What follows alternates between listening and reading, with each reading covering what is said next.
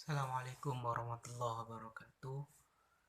Perkenalkan, nama saya Muhammad Sofi Al-Hikami, NIM U2018-3078. Di sini saya akan menjelaskan mengenai bilingualisme dan multilingualisme.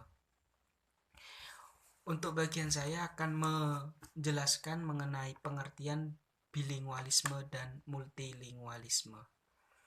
Istilah dua kata ini antara bilingualisme dan multilingualisme.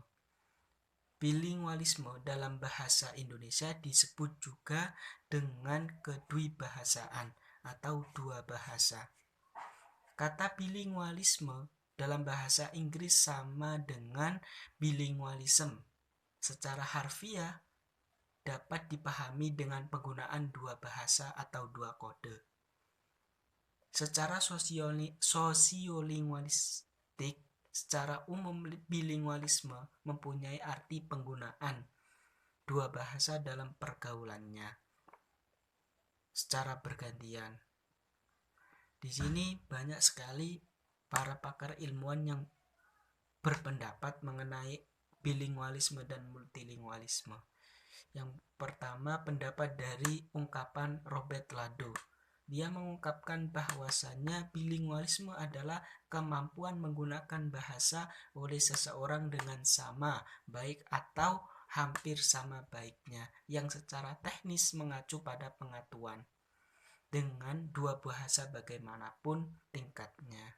Yang kedua, menurut ilmuwan Haugen, secara bilingualisme, katanya Haugen, tidak perlu secara aktif menggunakan kedua bahasa tersebut, cukup bisa memahaminya saja.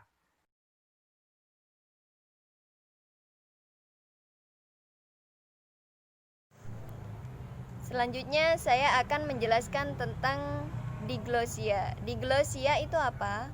Diglosia adalah suatu situasi kebahasaan yang relatif stabil. Artinya, selain terdapat ragam-ragam atau dialek-dialek utama dari suatu bahasa, juga terdapat ragam-ragam yang lain.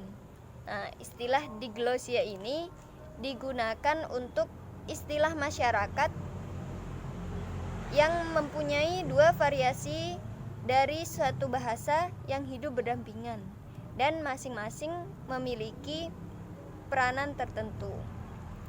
Nah, di sini ada 9 topik yang berhubungan dengan diglosia ini. Yang pertama adalah fungsi, yang kedua adalah prestis, selanjutnya warisan sastra, ada pemerolehan, standarisasi, stabilitas, gramatika, leksikon, dan yang terakhir adalah fonologi. Dari ke-9 topik yang saya sebutkan tadi, fungsi atau yang pertama merupakan kriteria yang paling penting dalam diglosia ini.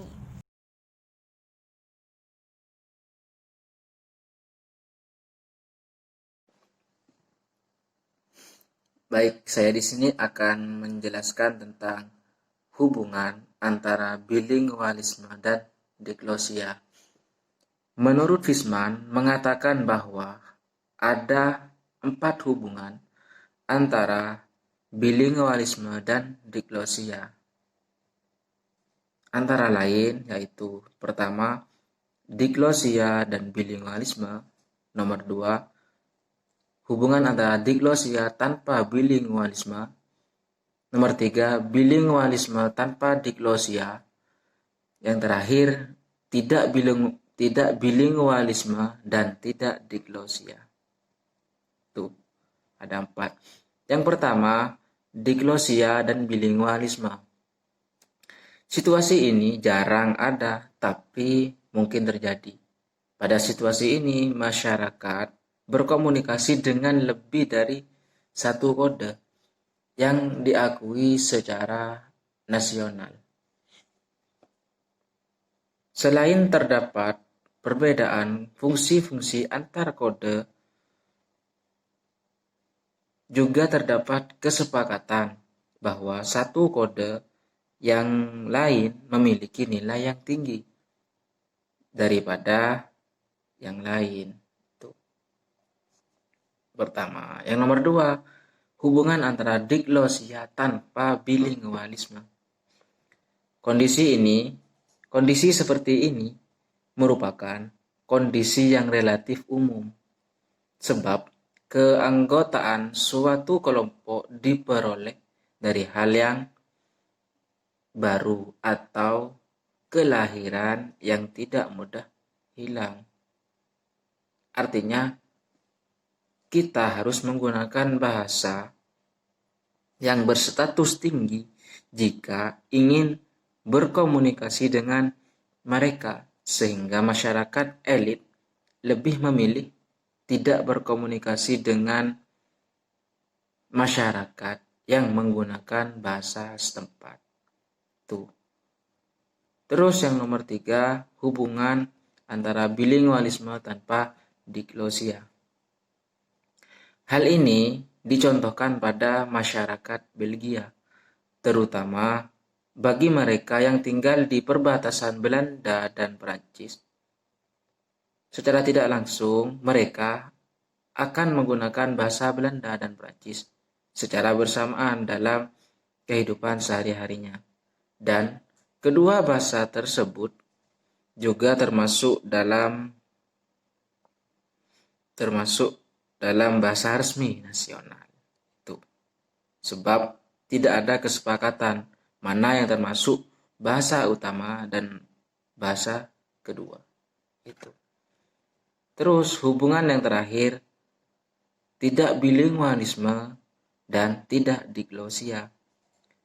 Masyarakat yang tidak bilingualisme dan tidak diglosia hanya mempunyai satu bahasa tanpa variasi serta dapat digunakan segala tujuan. Keadaan seperti ini hanya ada pada satu masyarakat yang primitif dan sangat sulit untuk ditemukan. Itu.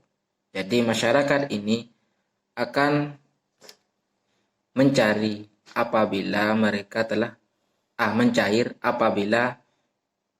telah bersentuhan dengan masyarakat yang lain.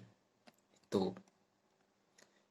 Dari keempat pola masyarakat kebahasaan itu kebahasaan di atas, maka hanya ada 2 yang stabil, yaitu diglosia dan bilingualisme. Yang nomor 2,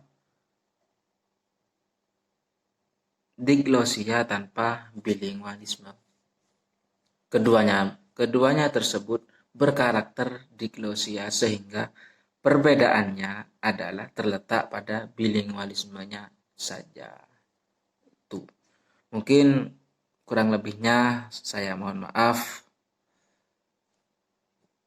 Wassalamualaikum warahmatullahi wabarakatuh.